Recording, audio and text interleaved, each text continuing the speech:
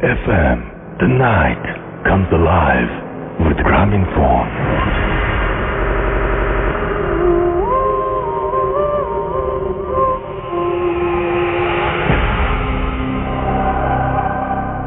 শুরুতেই একটা ইমেল দিয়ে শুরু করতে চাই। প্রথম একটা ইমেল দিয়ে প্রতিবারের মতো আজকে যে ইমেলটি আছে সেই ইমেলটি আমি পড়ছি, আশা করছি আপনাদের ভালো লাগবে। আমরা জানি যেটা বিজয়ের মাস এবং স্বাধীনতা যুদ্ধের সময়েরই ঘটনা একটা, এবং আমি সেই কারণেই শুরুতেই আমাদের যে শহীদ যারা হয়েছেন মুক্তিযুদ্ধে, যারা অংশগ্রহণ করেছেন মুক্তিযুদ্ধে, সেই সমস্ত মুক্তিযোদ্ধাদের যারা জীবিত অবস্থায় এখনো আছেন তাদের প্রত্যেকের প্রতি শ্রদ্ধা জানাচ্ছি এই বিজয়ের মাসে, এবং আশা করছি যে তাদের যে আদর্শ সে আদর্শে আমরা আরো সামনের দিকে এগিয়ে যেতে পারবো। তো ঘটনাটি আমি পড়ে শোনাচ্ছি, যেভাবে পাঠিয়েছেন সেভাবে। আসসালামু আলাইকুম রাসেল ভাই, আশা করি আল্লাহর রহমত ভালো আছেন। আমি তানভীর আহমেদ, সিএসসি ফার্স্ট ইয়ারের ছাত্র। আমি পুরান ঢাকায় থাকি। ঘটনাটি আমার পক্ষে স্টুডিওতে এসে বলা সম্ভব না। আমি ভূত এফএমের নিয়মিত শ্রোতা। আমার ঘটনাটি ভূত এফএমের জন্য সিলেক্ট করা হলে খুশি হব। এই ঘটনাটি অনেক পুরনো, স্বাধীনতা যুদ্ধের সময়কালে ঘটে যাওয়া ঘটনা। পুরান ঢাকার মেল ব্রেক ফরিদাবাদের ঘটনা। এই এলাকায় একজন খুব পরহেজগার মুরব্বীর মৃত্যু হয়। উনি তার জীবনকালে অনেক জিন পালন করতেন। এখানে একটি কথা বলে রাখা ভালো, তিনি তার মৃত্যুর আগে তার পরিবারকে বলে গিয়েছিলেন যে তার মৃত্যুর পর তার লাশের যেন কিছু করা না হয়। সময় হলে লোক আসবেন এবং তারাই লাশের দাফন কাফন করবেন, এবং তারা বাসায় আসলে তাদের যেন মেহমানের মতন সম্মান করা হয়। তার পরিবারে ছোট পুরুষ মানুষ কম থাকায় লাশের কি করবে কেউ বুঝে উঠতে পারছিল না। এমন সময় শুরু হলো ঝড়। একে তো যুদ্ধ, তার মধ্যে ঝড়। কোনো মতে মানুষ জোগাড় করা হলো মাত্র 2 জন, কিন্তু 2 জন দ্বারা লাশ গোসল বা দাফন করা সম্ভব নয়। এই সময় এই ঝড়ের রাতে কোথা থেকে এক তেরোপাল দিয়ে ত্রিপাল হবে, এটা ত্রিপল দিয়ে ঘেরা একটা ঘোড়ার গাড়ি এলো, এবং গাড়ি থেকে 3 জন নেমে এলেন। তাদের দেখে ওই মুরব্বীর কথা মনে পড়ে গেল। তাই তারা 3 জনকে তাদের মতো কাজ করতে দিলেন। তাদেরকে কোনো খাবার দেয়া হলে তারা তা খাননি। এর মধ্যে 2 জন পর্দার আড়ালে লাশ গোসল দেওয়া শুরু করেন, এবং একজন বাইরে দাঁড়িয়ে দোয়া পড়ছিলেন। যিনি বাইরে ছিলেন তিনি পড়েছিলেন একটা সাদা জুব্বা এবং মাথায় ছিল কাপড় দিয়ে ঢাকা, যার কারণে তার চেহারা দেখা যাচ্ছিল না। গোসল শেষে তারা লাশ নিয়ে বেরিয়ে পড়েন এবং বাসা থেকে 2 জনকে আসতে বলেন। তাই 2 জন লাশের সাথে ঘোড়ার গাড়ি করে কবরস্থানে যায়। কবরস্থানে যাওয়ার সময় ওই 3 জন লোক কোনো কথা বলছিল না। কবরস্থানে যাওয়ার পর তারা 3 জন এবং বাসা থেকে যাওয়া 2 জনের মধ্যে একজন লাশ নিয়ে কবরস্থানে প্রবেশ করে। যিনি লাশের খাটিয়া কাঁধে নিয়েছিলেন তার কাছে মনে হচ্ছিল যেন খাটিয়াতে কোনো লাশ নেই, একদম হালকা। তিনি সামান্য ভয় পান। কবরের পাশে যেতে দেখা গেল কবর খোঁড়ার সব কিছু সামনে রাখা। তখন রাত 11:30 থেকে 12টার মতো বাজে। 2 জন লোক খুব তাড়াতাড়ি কবরটি খুঁড়ে ফেলল, এবং ওই জব্বা পরা লোকটি পাশে দাঁড়িয়ে দোয়া পড়ছিল, ক্রমাগত দোয়া পড়ছিল। বাসা থেকে যাওয়া 2 জনের ওপর থেকে লাশটি কবরে নামান, এবং নিচ থেকে ঘোড়ার গাড়ি থেকে আসা 2 জন লোক লাশটি কবরে শোয়ান। লাশটি কবরে শোয়ানোর সময় তেমন ভারী মনে হয়নি। বাঁশ আর চাটাইয়ের বিছান হয়ে গেলে ঘটে সবচেয়ে ভয়ঙ্কর ঘটনা। এখন মাটি দেবার পালা। বাসা থেকে আসা 2 জন আগে মাটি দিতে যান। প্রথম জন মাটি দিয়ে আসেন, এবং দ্বিতীয় জন যখন নিচু হয়ে মাটি দেন, দিয়ে ওঠার সময় তিনি ওই জব্বা পরা লোকটির চেহারা দেখে ফেলেন, এবং যা দেখেন তা দেখার জন্য তিনি প্রস্তুত ছিলেন না। তিনি দেখেন যে ব্যক্তি মারা গেছেন সেই ব্যক্তিটি দাঁড়িয়ে আছেন কবরের পাশে এবং নিজের লাশ তিনি নিজেই দাফন করছেন এবং নিজের কবরে মাটি দিলেন। এই দৃশ্য তিনি কোনো মতে দেখে নিজেকে সামাল দিতে পারলেন না। শেষে ভয়ে কাঁপতে কাঁপতে ফিরে এলেন। ফিরে আসার সময় কবর থেকে 30 ফুট দূরে এসে পিছনে তাকিয়ে দেখলেন 3 জনের একজনও সেখানে নেই। কবরস্থান থেকে বাইরে এসে ওরা ঘোড়ার গাড়িটিও আর দেখতে পাননি। এই দেখে তারা ভয়ে কোনো মতে বাসায় আসেন এবং তখন সব খুলে বলেন তাদের সাথে কি হয়েছিল। তখন জানা যায় ঘোড়ার গাড়িতে প্রথম একজন জুব্বা পরা লোকটির চেহারা দেখে এবং তখন এটা বুঝতে পারে যে কি হতে চলেছে। এই ছিল ঘটনা। এটি আমার পাঠানো প্রথম ঘটনা। ভালো লাগলে পড়ে শোনাবেন। ধন্যবাদ রাসেল ভাই। এরপরে তিনি তার ফোন নাম্বার শেয়ার করেছেন এবং তিনি জানিয়েছেন তিনি থাকেন 5 নং রকনপুর 3য় লেন। ওকে, এটা আমাদের প্রথম ঘটনা ছিল এবং আশা করছি যে প্রথম ঘটনাটি আপনাদের ভালো লেগেছে। খুব অদ্ভুত টাইপের একটা ঘটনা। হাই রাসেল ভাই, আমি শিহান বলতেছি মিরপুর থেকে। After getting married for last 7 years আমি ফুড থেকে শুনতেছি আমরা আর কি সপরিবারে, আমি, আমার ওয়াইফ, আমার 3 ছেলে।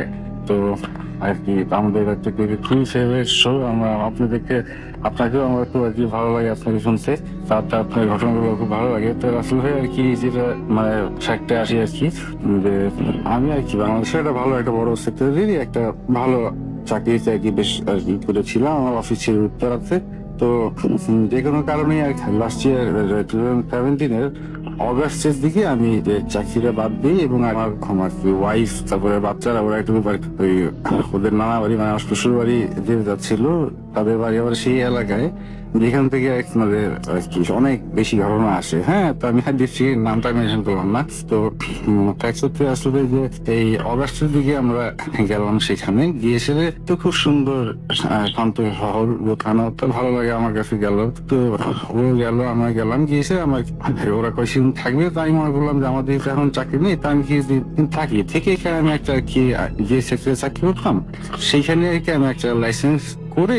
তো আমার কি কাজ না হোক কিন্তু আমার লাইসেন্সটা ম্যাচিউর হয়ে থাকে কি হোয়াটএভার। তো এরপর হলো আসলে যে আমি যে থাকা শুরু করলাম অগস্ট থেকে। তাই মনে করেন তার 1-1.5 মাস পর থেকে সে নানা ধরনের আর কি প্রবলেম শুরু হয়ে গেল। তার মেইন হচ্ছে যে সংসারের অশান্তি। তো সংসারের অশান্তি যেমন শুরু হয় তা না, তার জন্য কি মানে আমি তো আর কি মেইন আর কি ছিলাম যে মানে দেখা যাচ্ছে সব দেশটা করে ফেলতেছিলাম, মানে যা যা খারাপ করা যায়। হ্যাঁ, এরকম একটা মানে এই সবই আর কি উল্টা পাল্টা করে মানে যেতেই। তারপরে আবার আমি কি মন থেকে আবার এটা চেয়েছিলাম না, মন থেকে আমি খুবই আমার কি আমার ওয়াইফ আমার বাচ্চাদের খুবই ভালোবাসি। তো দেখি নিয়ে আমি একসাথে থাকতে চাই, কিন্তু দেখা যাচ্ছে আমি যেটা চাচ্ছি এরকম লাগছে আরো উল্টা কাজ করছি, যেটাতে নাকি আর কি সংসারটা আরো খারাপের দিকে যাচ্ছে এবং একেবারে খুবই বাজে অবস্থায় চলে যাচ্ছে।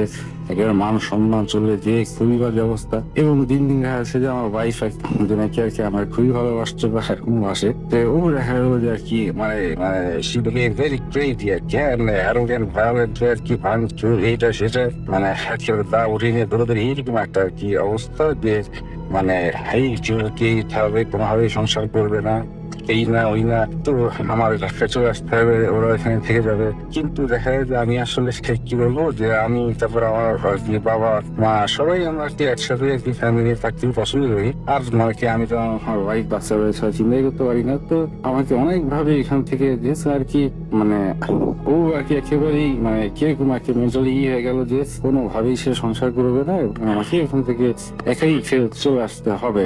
তো আর আমি এরকম একটা কাজ করতেছিলাম যে আজকে এখানে সুন্দরভাবে থাকবো তা না, যে সে আর কি আমার চলে যেতে বলারই কথা। তারপরেও দেখা গেল যে হয়তো ভালোবাসার টানা বা যে কোনো কারণেই আর কি আমি একা আসতেছিলাম না। আমার কথা বলতে আমি যাবো, কিন্তু আমি অবশ্যই তোমাদের নিয়ে যাবো এনি হাও, এবং ইনশাল্লাহ যেহেতু আমার নিয়ে ধরলো আল্লাহ আমার সাথে থাকবেনি। তো এই করে তো আমরা যখন থাকবো আমাদের দেখা গেলো আসলে আসলে কিছু মানে এটার ভিতরে যে কোনো অন্য কোনো বিষয় আসতে পারে এটার কি আমার আইডিয়া ছিল না। আমি ধারণা করতেছি যে আমি তো নানা প্রবলেম করতেছি এই কারণে হচ্ছে।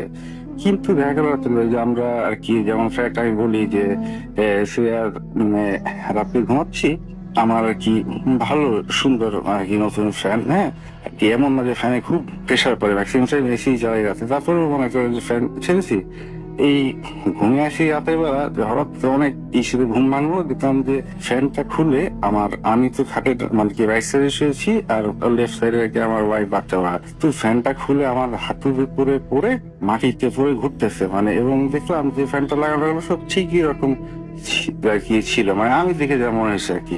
তো এরকম একটা হলো, তো আমি ফ্যানটাই করলাম, আমি ভাবলাম আল্লাহ বাঁচাইছে, কিন্তু বাচ্চাদের গায়ে পড়তে হতে পারে, কি আর অবস্থা হতো আল্লাহ মাফ করছে। কিন্তু আমার ভাই বললো যে আসলে বাবু যেরকম হচ্ছে এটা তো আসলে কোনো ভালো জিনিস হচ্ছে না, অন্যরকম মনে হচ্ছে।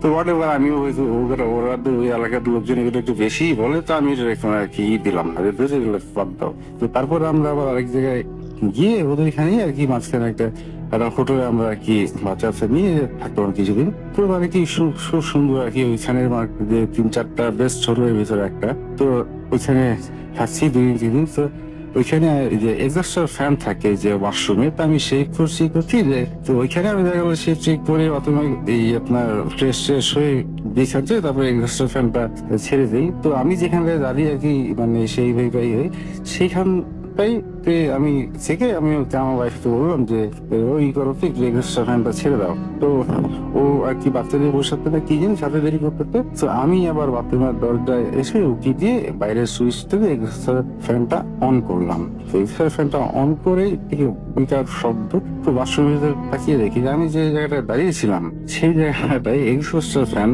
এই ওয়ালের থেকে খুলে ছিটকে এসে আর কি পড়ছে। মানে আমি যেখানে থাকতাম, হ্যাঁ, মানে আর কি আই কুড বি হিটেড আর কি। তো এইটা কি আমি ও দেখে তো আরো ভেবে গেল যে এটাও তার একটা ব্যাড ই আর কি। তো এই হোটেলের লোকজন আনলাম, তো সবাই এসে অবাক খাই সে কি খুলে আসে। হ্যাঁ, আমি বললাম নিশ্চয়ই কোনো প্রবলেম ছিল এই জন্য তো হয়েছে, না তো কোনো কারণ হতে পারে না। কিন্তু আমার ওয়াইফ আর কি বলতেছে যে না, এটা তো কিন্তু আর একটা কোনো খারাপ কিছু হচ্ছে। তো আমি বললাম যে কি হচ্ছে, এটা বলে যে দেখা যায় যে মানুষকে কুশি কালাম করে বা মারে তখন এইগুলা হয়।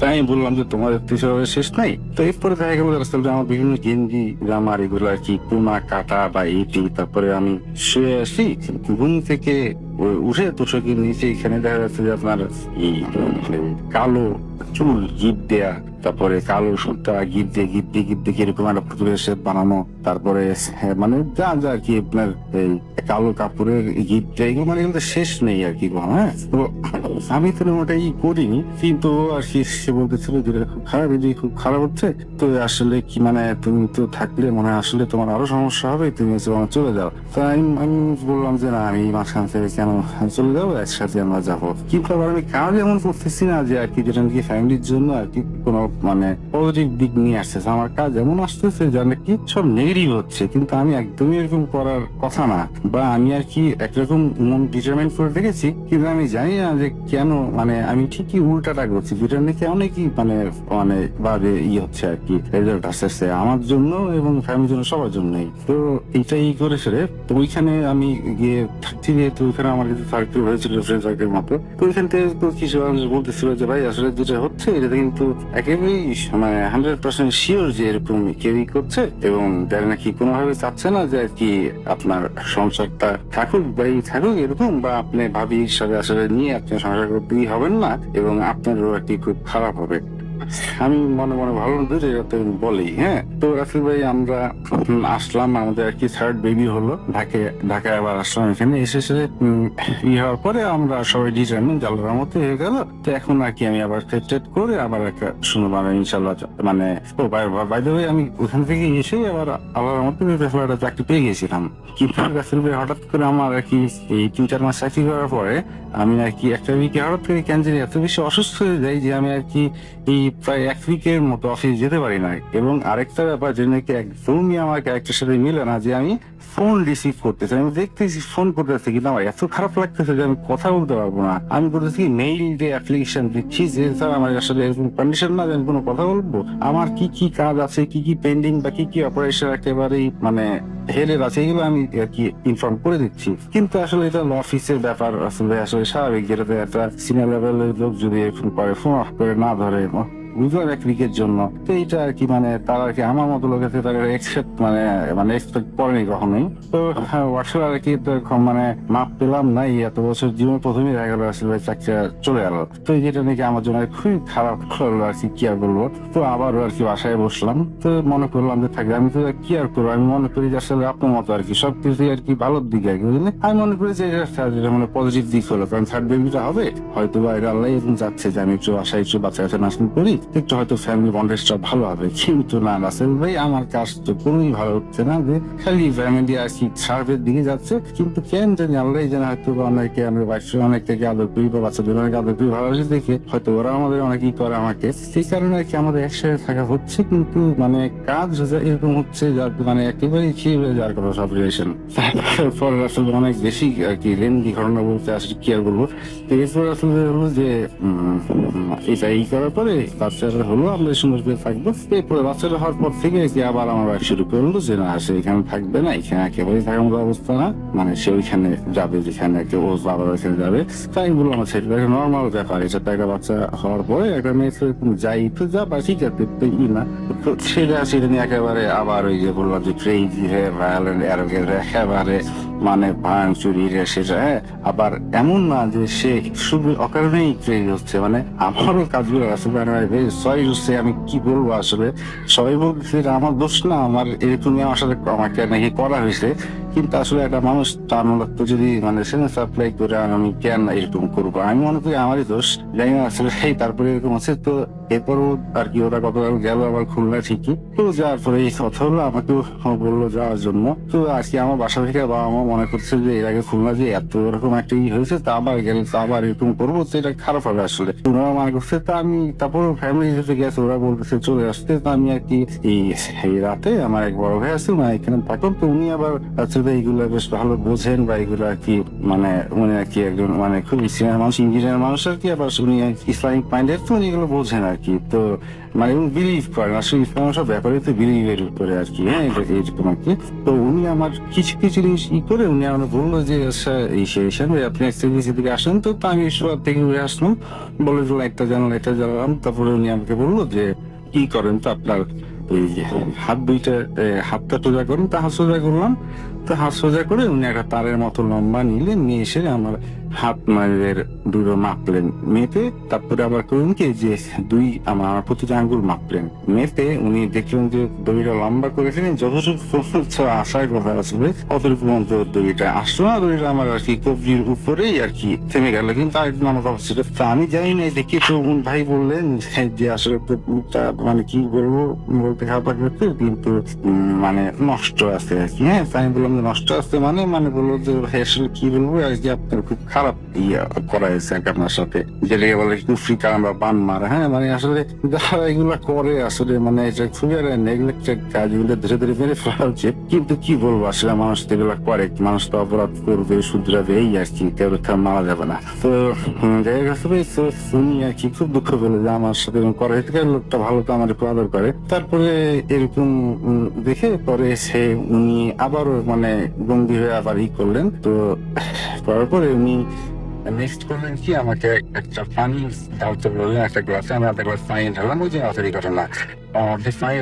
পানি ঢালার পরে উনি আর কি আমাকে উনি বললেন যে আর কি এই আমার সাথে যাই করা হয়েছে যারা কি জানি দোয়া নিজে যে বললেন আমি অতটা মানে বুঝলাম না, ওরা খেয়াল করলাম না। তো পরে উনি একটা কেচি নিতে বললেন, স্টিলের কেচি, সেই কেচি দিয়ে উনি পানিটা অনেকক্ষণ ধরে ভরে নেবেন। মানে ইসলামিক আল্লাহ রাসূল করলেন নাম নিয়ে কি বললেন আর কি। হ্যাঁ বললে করে আমার সামনে রাখে। পরে আমি আমাকে বললেন যে ভাই আসলে খুব খারাপ করা হয়েছে, আপনার প্রতি দিন আসর না চালান করা হয়েছে নাকি। তো এই জিনকে নাকি বলে এরা যে কি নাগিন নাকি জিনের নাম। হ্যাঁ সেটা খুবই আর কি স্ট্রং নাকি, এটা খুবই একটা স্ট্রং আর কি ডেভিল পাওয়ার এই টাইপের। মানে সরি মানে জিন তো হচ্ছে ডেভিল পাওয়ার ঠিক না, মানে এরকম একটা মানে ব্যাড থিং আর ব্যাড পাওয়ার আর কি। তো এটা আর কি আমার উপরে করা হয়েছে। তো আর কি আসলে তো উনি খুব মন খারাপ করে মানে সে আমি বুঝতেছি যে সে আর কি আবারও করে দেখতেছে যে আসলে কি মন করা হয়েছে না কি হয়েছে আসলে। পরে বলে কি না ভাই আপনার আসলে খুব একটা খারাপ করা হয়েছিল, নাগিন দিন দিয়ে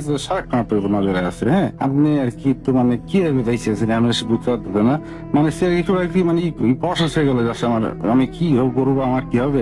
আর বললো যে আপনি তো ভাই আপনি চাকরি করতে পারবেন না, চাকরি হবে কিন্তু আপনি তো করতে পারবেন না, মানে আপনার এগুলো তো সব আর কি মানে তারা মনে করে রাখেছে আমার চাকরি আমার সংসার আমার আর কি মানে গুড থিঙ্কিং, হ্যাঁ মানে এভরি গুড থিংস আর কি আমার আর কি লক। হ্যাঁ তো তারপরে ক্লাসটা আমাকে দিয়ে বললেন যে ভালো মতো লক্ষ্য করেন কিন্তু মানে বোঝার জন্য যে কারা এরকম করছে, হ্যাঁ তো দেখেন তো কারো এখানে চেহারা বা কিছু দেখতে পারেন কিনা। তো আমি সঙ্গে সঙ্গে চিন্তা করলাম যে যারা এরকম করছে বা করছে আমি আইডিয়া করি তাদের আর কি আমি চেহারা মাথায় আনলাম না যাতে আমি এখানে না দেখি। হ্যাঁ তো আমি অনেকক্ষণ থাকিয়ে থেকে আমি বললাম যে ভাই আমি তো আসলে কারো চেহারা দেখতে পাচ্ছি না, কিন্তু মানে এরা মানে উপরের আঙ্গুলে টাঙ্গুলে ছায়া গ্লাসের ভিতরে পড়ে মানে খুব কালো কালো লাগতেছে পানিটা, আর মনে হচ্ছে যে মনে হয় একটা মানে মানে মেয়ে বা মহিলা এরকম আর কি একটা ছবির মতো লাগতেছে, হয়তো আঙ্গুলের ছায়ার জন্য বা হয়তো আসলে জায়গা আমি জানি না।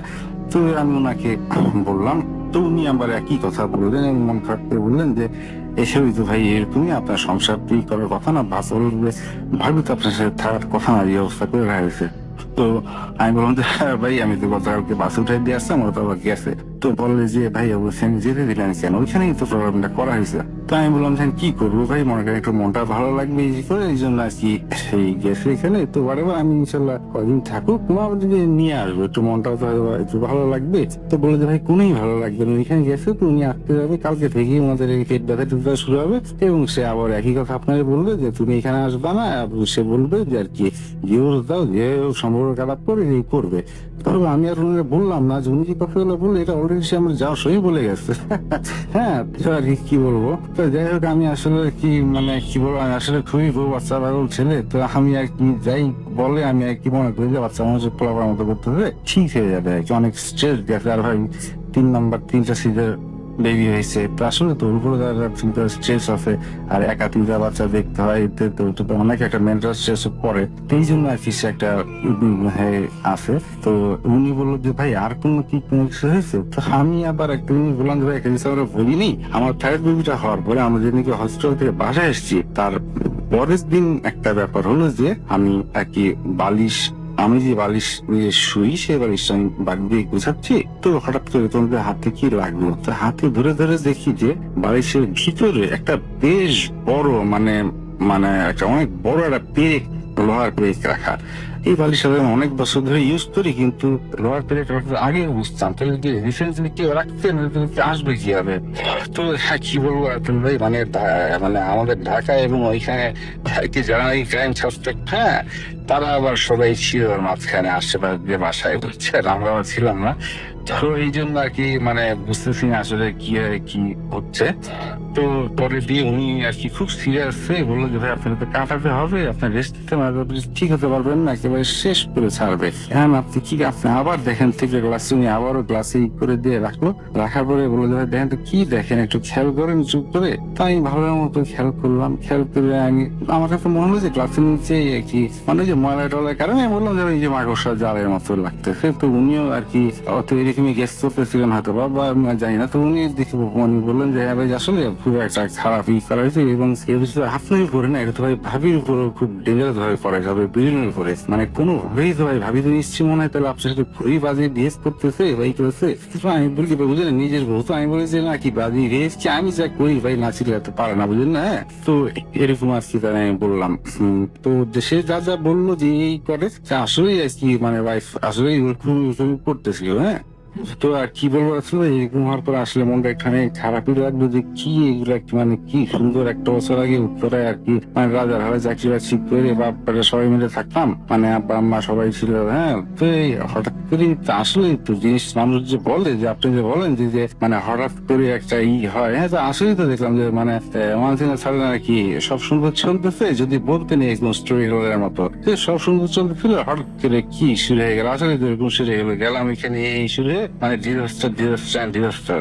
তো এরপরে হলো কি উনি বললেন যে আমাকে এক জায়গার কথা যে ভাই এটা তো কাটাতে হবে, আপনি যে পাত্তা দিতেছেন না, এটা তো আছে যে আপনাকে দিন চালান করে দেখতে হবে যে কিভাবে এটা থেকে মুক্তি পাওয়া যায়। তো উনি আবার গ্লাসটার দিকে তাকালেন, তো আমি বসে আছি পাশে, আমি গ্লাস দিকে তাকিয়ে দেখলাম কি যে এটা মানে মনে হচ্ছে গ্লাসের ভিতরে ভাই জানি না কেন আর কি, হ্যাঁ যদি মনে হয় যে একটা কাছের মানে মানে একটা চারগোনা ইসের মতো মনে হয়, মানে হয়তো পানির বাবলের জন্য ইসের মতো আর কি, মানে একটা বেবি ছেলে যেরকম হয় দূর থেকে দেখে এরকম লাগতেছে। হ্যাঁ, তো আমি বললাম একটু বলে যে বাচ্চাটা কি মানে এরকম বক্সের মতো ভিতরে দেখে আমাকে, হ্যাঁ। তো আমি বসে আছি, তো উনি আবার হচ্ছে চোখ বন্ধ করলো, দেখলাম চোখ বন্ধ করে একটা কেমন জোরে শ্বাস নিয়ে বসে তাড়াতাড়ি করে দেখি ওনার শরীর বন্ধ করলো। বললো যে ভাই আমি তো শরীর নাই ভুলে গেছি, এটা তো ভাই আমার চাপ দিয়ে ধরছিল। হ্যাঁ, তো আমি মানে বুঝলাম যে বলতেছে যে নাগিন, যে হ্যাঁ মানে মানে আমার সুপার লাভার জনকে আমার এখানে ফলো আপে আছে আর কি। হ্যাঁ, ও আর কি তারা চাপ দিয়েছিল, বুঝছেন। তো কি বলবো আসলে মনে দুঃখে বলতেছি আর কি। তো এইরকম করছে। তো আমি বললাম যে ভাই কি বুঝলেন, এই যে বাচ্চার মোবাইল শেপ দেখলাম বাবলের জন্য আর কালো তলা পানি দেখলাম। তো ওনাকে বললেন বসে আছি, উনি নাগিনের কথা বললো। তা আমি তো আর এটা গুরুত্ব দিই আমি বলি না তো সামনে, ঠিক আছে। আমি ভাবতে দেখি নাগিন কি। হ্যাঁ, তো আসলে তো ভাই জিন তো আছে, আমার সবাই জানে, আর বাবু ভাই নোজ দ্য বেস্ট, হ্যাঁ, যে কোন জিন কিসের জন্য। হ্যাঁ, তো যাই হোক, তো এরপরে দিয়ে আমি আসলে আমরা বসে আছি। তো আমি দেখলাম যে আমার ভিতরে একটা কেমন একটা মানে ইসের মতো মানে বাইরে একটা কথা বলে রাখা ভালো, যে আমার যে দাদা উনি আর কি এই মানে এইসব জিনিসগুলো যে মানুষের যে মানে অলৌকিক ঘটনাগুলো হয় এবং আর এগুলা যে মানুষ দেখা যায় যে প্রবলেমে পড়ে তাদের কাছে আসতে আসতে মানে এবং শুধু প্রবলেম না, আমার একটা বাচ্চা গোল্ডেন এসে করে দিচ্ছে, একটু পানি করে নিয়ে খাওয়াচ্ছে, মানে আমাদের আর কি মানে একটা নরম কোমল ইসলাম মনের মানুষের তো দেখা যায় কিছু একটা বিশ্বাস থেকেই যায় আসলে। তো থেকেই আপনাদের কাছে আসলে করতেন। তো উনি বললো যে আপনার দাদা থেকে তো সেটা নিতে পারেন। তাই আমি বললাম যে ভাই দাদা আপনার আব্বু চাচা আপনি আর বলেই করে না, তো কি আর করবো এখন। মানে দেখিয়ে তো উনি একজনকে আর কি ফোন দিলেন। তো উনি তার আসলে ঠিক আমি আপনাকে যে কথা বললাম না, ঠিকই আর কি আমাকে যে আমার এই বড় ভাই যা বললেন, ওই ওনাকে যে ফোন করা হয়েছে আরেক ডিস্ট্রিক্টে আর কি। উনি খুবই একজন মানে কি মানুষ পায় একটা মানুষ, এবং মেবি আর কি উনি এগুলো খুব ভালো বোঝেন বা জানেন আর কি। তো উনি রাসেল ভাই শুনে ওনার আমাকে আমার এই বড় ভাই বললো যে আপনি কথা বলেন। তো আমি বললাম, আর উনি এই বড় ভাই বললো যে ঠিক আছে, তাহলে আপনি একটুখানি ভালো মতো ওর কথা শুনলেন, তো আপনি একটু আমার ফোন করে জানান তো আসলে কি ব্যাপারটা। ঠিকই উনি কিছুক্ষণ পরে বললো, ফোন করলো যে ওই ক্লিপটা আছে। তো বললো যে মানে ঠিকই ওই ভাইও যা বলছে উনি একই কথা বললো আর কি। আর এইটার থেকে প্রতিকারের উপায় আর কি, তো আমাদের এটার জন্য মানে ওনার কাছে নিয়ে যেতে বললো আমাকে, যে গেলে পরে যে আমার উপরে যে করা হয়েছে উনি একই কথা বললো যে আমার উপরে আমার ওয়াইফের উপরে একই সাথে করা হয়েছে। হ্যাঁ, এবং পুরো তুমি কাছের মানুষ হয় না, সবসময় যা হয়ে থাকে আর কি। তো কি বলবো, তো বাচ্চার ব্যাপারটা রাসেল ভাই বলছি যে উনি কথা বলে শেষ করলেন যে করতে মা আমাকে বললেন ডিস্ট্রিক্টে যেতে হবে, যাওয়ার পরে জিন চালান করে দেখা হবে। তো রাসেল ভাই হয়তো বা আমরা আজকে বা নেক্সট উইকে যাবো ওইখানে। তো ওইখানে যে যা হয় ভাই জিন চালানোর ব্যাপারটা, হ্যাঁ, তো এই কর্মীটার জন্য খুবই একজন মানুষ সাথে দেখা যাচ্ছি আমরা। তো ওইটাও আর কি আমি মানে যদি করা যায় রেকর্ড করে লাইভ রেকর্ড আমি ক্লিপটা পাঠাবো, অথবা আমি শুনে আপনাকে বললাম। হ্যাঁ, আপনি যেটা ভালো মনে করেন আপনি ওটা শোনালেন। তো এরপরে আসলে ভাই একটা বিশেষ হলো, এটা নর্মাল ব্যাপার। আমি দেখতেছি কি আমার কাছে মনে হচ্ছে, আমি জানি না কেন, যে আমি যে মানে দেখতেছি যে বাচ্চাটি যা মনে হচ্ছে যে আমাদের কেউ মানে করতেছে যে আসলে যে শিয়ান তোমার মানে বউ বাচ্চার সাথে এরকম করা হয়েছে। তো এইটা নাকি যে করছে তার একটা মেয়েও আছে। তো তার যদি কোনো বাচ্চা থেকে থাকে, হ্যাঁ, তাইলে ওইটা আর কি বন্ধ। তো উনি বললো বন্ধ মানে ভাই আর কি ডিমিনিশ করে দেওয়ার কথা বলতেছে। তো আমি বললাম যে মানে কি বলে এটা আর কি। আমিও মনে মনে ভাবলো যে কি ধরনের চিন্তা করলাম, যারা বাচ্চাকে মানে যে এটা করা হয়েছে তার কি যে বাচ্চা আছে তাদের একেবারে মানে মনে থেকে কেন জানি না, যে শেষ করে দিলে তার মন তো নাকি ভেঙে হয়ে যাবে, মানে সে হয়তো এটা করবে না তখন। হ্যাঁ, মানে হয়তো এটা দিদির জন্য হলো যায়নি, এত খারাপ শুনে কেন আসলে মাথায় হবে, কিন্তু মনে হচ্ছে কি যেটা আমাকে কেউ বলতেছে এরকম মনে হচ্ছে। তো রাশেদ ভাই এটাই আর কি, মানে কথা হয়তো গুছিয়ে বলতে পারিনি, বুঝতে পারিনি। তো আমি নেক্সট উইকটা আপনাকে পাঠাবো রাশেদ ভাই, আমি আমার ফোন নাম্বার সব দিয়ে আমি এটা আপনাকে মেইল করে দিচ্ছি। আপনি মানে কি দরকার আমার সাথে কথা বলতে পারেন, অথবা আপনি যদি মনে করেন প্রে করবেন তো করতে পারেন। রাসেল ভাই thank you very much Rasel ভাই, after getting married for last 7 years, মানে me my wife my all my children, we are very happy with your show. Thank you Rasel ভাই, goodbye. আমরা চলে যাব আমাদের পরবর্তী অতিথির কাছে। আপনার নামটা প্লিজ একটু বলবেন, তারপরে আপনার ঘটনায় যাব আমরা। আসসালামু আলাইকুম লিসেনার্স, কাছ থেকে বলতে হবে। আমি নাজিব আদমদিতে ক্লাস 9 এ পড়ছি, এসেছি মিরপুর সরাপাড়া থেকে। জি, তো আমি আমার ডাইরেক্ট আমার ঘটনায় চলে যাচ্ছি। এই ঘটনাটা আমি আমার একটা আপুর কাছ থেকে কালেক্ট করেছি। আপুর আম্মু অর্থাৎ আন্টি মামার সাথে ঘটনাটা ঘটেছিল। ঘটনাটা অ্যাপ্রক্সিমেটলি 1940 থেকে 1950 মাঝামাঝির একটা সময়ে হয়েছে। ঘটনাটা একটা জমিদার বাড়িকে কেন্দ্র করে। তো জমিদার বাড়ির সামনে একটা মাঠ ছিল, মানে বিশাল বড় একটা মাঠ ছিল, যেখানে কিনা জমিদার বাড়ি জানেন আপনি হয়তো অনেক বড় হয়ে থাকে সাধারণত, সামনে সবকিছু মানে সবকিছু মিলে জমিদার বাড়িটা। তো সামনে যে মাঠটা ছিল ওই মাঠটাতে মানে ওই এলাকার যে মানুষজন তারা তাদের গরু ছাগল এগুলো মানে চড়াতে ঘাস খাওয়াতে নিয়ে আসতো, সকালবেলা সন্ধ্যার দিকে নিয়ে যেত, সবকিছু স্বাভাবিকই ছিল। তো একদিন তারা তাদের গরুগুলাকে সে মাঠে ছেড়ে যায় ঘাস খাওয়ানোর জন্য, কেউ বেঁধে যায়। তো তারা যখন মানে রেগুলারলি মানে যেমনি তারা নিয়ে যায়, সেরকম সন্ধ্যাবেলা তারা আসে গরুগুলাকে নিয়ে যেতে। তো তারা তারা যখন গরুগুলাকে নিতে আসে, তারা এসে মানে অস্বাভাবিক একটা ঘটনা দেখে, সবগুলা গরু স্ট্রেট সবগুলা গরু মরে পড়ে আছে। তো তারা তো জিনিস মানে তারা শকড হয়ে যায়, সবগুলা গরু একসাথে কিভাবে মরে যায়। তো তারা একটু কাছে যায় মানে গরুগুলাকে দেখতে, কাছে গিয়ে তো তারা আরো শকড। গরুগুলা মরেছে ঠিক আছে, বাট তাদের ঘাড়গুলা পুরা উল্টা দিয়ে ঘোরানো ছিল, প্রত্যেকটা গরুর ঘাড় উল্টা দিয়ে ঘোরানো, মনে হয় তাদেরকে কেউ ঘাড় মোটকে মেরেছে এরকম একটা। কিন্তু তাদের মাঝে তখনও প্যারানর্মাল কিছু মানে চিন্তা ভাবনা আসে নাই, কারণ যেহেতু তারা জমিদার বাড়ির মানে অংশ, তারা মনে করতে পারে যে সেই জমিদারের সাথে কিন্তু অনেক মানে এলাকার অনেকের অনেক শত্রুতা থাকতেই পারে, মানে তাদের মধ্যে হয়তো কেউ করেছে, বাট তারা জিনিসটা প্যারানর্মাল কোনো কিছু মনে করেনি তখনও। তো এইভাবে চলতে থাকে। তো মাঝখানে কিছুদিন প্রবলেম হয় না, তারপরে কিছুদিন পরে আবার ঠিক সেম ঘটনা হয়। তারা সকালবেলা গরুগুলা ফিরে এসে যায়, সন্ধ্যাবেলা এসে দেখে ঠিক আজের কয়েকদিনের আগের মতো গরুগুলা ঘাট ঠিক পিছনের দিকে ঘুরে গরুগুলা স্ট্রেট সবগুলা গরু মরে পড়ে আছে। তার জিনিসটা এবার একটু উইয়ার্ড লাগে তাদের কাছে, বাট তবু তারা ঠিক আগে যেভাবে চিন্তা ভাবনা করেছিল এবারও ঠিক সেভাবে চিন্তা ভাবনা করে। কিন্তু এখন দেখা যায় জিনিসটা কন্টিনিউয়াস চলছে আসতেছে, মানে চলছে, যারা গরু রেখে যাচ্ছে সবার গরুই সন্ধ্যাবেলা এসে থেকে ঘাড় পিছনে দিয়ে একদম পুরো ঘাড় উল্টা দিয়ে ঘোরানো, গরুগুলা মরে পড়ে আছে। তো তারা এবার জিনিসটা মানে সিরিয়াসলি নেয়। তারা মনে করে না, এটা কোনো মানুষের পক্ষে সম্ভব না, প্রতিদিন এতগুলো গরুকে ঘাড় পিছনে দিয়ে ঘুরিয়ে মারা মানে কোনোভাবে পসিবল না। তো তারা এবার মানে যেহেতু জমিদার মানুষ, তারা অনেকের চেনা জানা আছেন, তো একটা হুজুরের শরণাপন্ন হয়। হুজুরকে সবকিছু খুলে বলা হয়। তো হুজুর বলে যে আচ্ছা ঠিক আছে, আমি দেখছি জিনিসটা। তো একদিন হুজুরকে মানে হুজুরের প্রসিজার করার জন্য যেসব ইনস্ট্রুমেন্টস দরকার সব নিয়ে হুজুর আসে। হুজুর আসে ঠিকই, বাট হুজুর যখন সেই জমিদার বাড়ির সীমানাটা ক্রস করে, হুজুর মানে সীমানাটা ক্রস করে হুজুর দাঁড়িয়ে যায়। হুজুর দাঁড়িয়ে ওখানে বলে দেয় না, এটা আমার পক্ষে সম্ভব না, মানে এটা আমার পক্ষে কোনোভাবেই পসিবল না, জিনিসটা প্রচুর হার্মফুল, আমি এটা কিচ্ছু করতে পারবো না।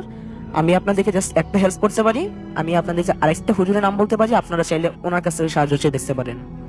পরে যেহেতু উনি ফেল্ড, তো ওনারা ওই যে হুজুরের নাম বলা হয়েছে মানে তার শরণাপন্ন হন, মানে বলে যে আমরা এই হুজুরের রেফারেন্সে আপনাকে ফিরে এসেছি, এন্ড ঘটনাটা খুলে বলে। আর আগে হুজুরের যে কাহিনী সেটাও বলে যে হুজুর যেভাবে না করেছে, আর এই হুজুর বললো উনি ট্রাই করে দেখতে পারে জিনিসটা।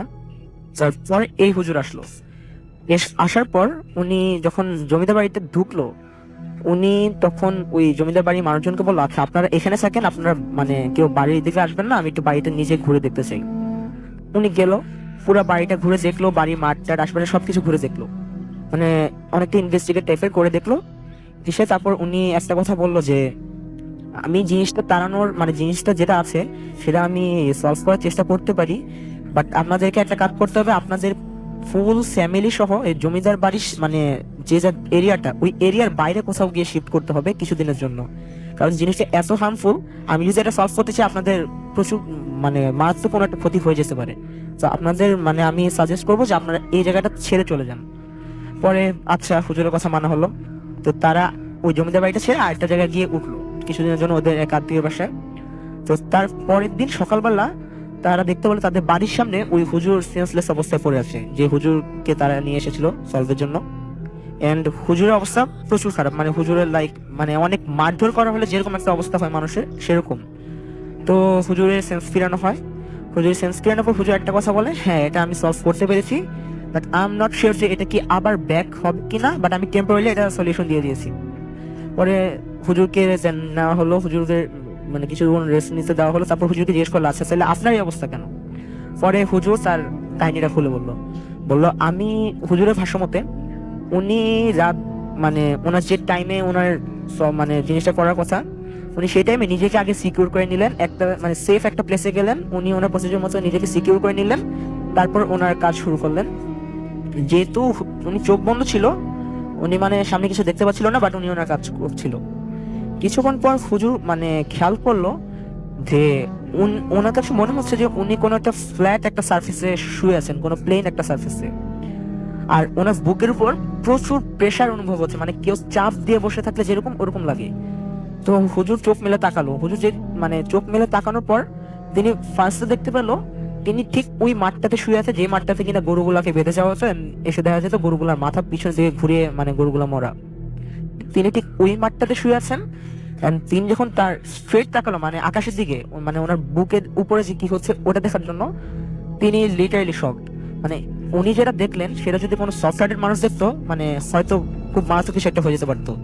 উনি দেখলেন ঠিক ওনার বুকের উপর মানে 1940 থেকে 1950 ওই এরিয়া, ওই টাইমটাতে মানুষ বিয়ের সময়, মেয়েরা বিয়ের সময় যেসব ড্রেস আপ থাকতো, মানে শাড়িটারি মানে ওরকম, একটা মহিলা লাল শাড়ি পরা, মানে ওরকম গেটআপ, বিয়ের গেটআপ। এন্ড মজার বিষয় হলো মাথার 3 ভাগের 1 ভাগ ভর্তি ওনার সিঁদুর, মানে একদম মোটা করে সিঁদুর টানা, ঠিক ওনার বুকের উপর বসে আছে হাঁটু ভাঁজ করে, এন্ড ওনার দিকে তাকিয়ে আছে।